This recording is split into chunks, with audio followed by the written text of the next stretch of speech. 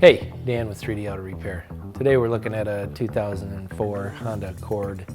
The customer came in and said that they started noticing when they were taking off from a stop sign that they were getting a loud bang every time they would accelerate from a dead stop.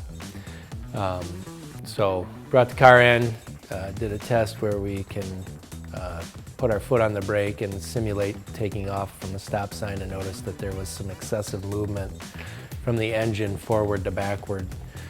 Typically that indicates that the vehicle has a bad motor mount, which in fact this particular Honda did have a bad motor mount.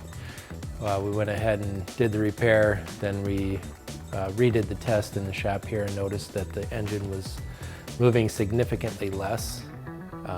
Took it for a test drive, simulated starting and stopping from the stop sign several different times. The banging noise had gone away. Called the customer, let them know that the vehicle was fixed. They were very excited about the fact that it was a fairly low-key, low-dollar repair. So if you have a vehicle that's making some strange noises when you're starting or stopping, not quite sure where it's coming from, we do offer free inspections. Please feel free to give us a call, and we look forward to seeing you at the shop. And please share this video so other people can get this information.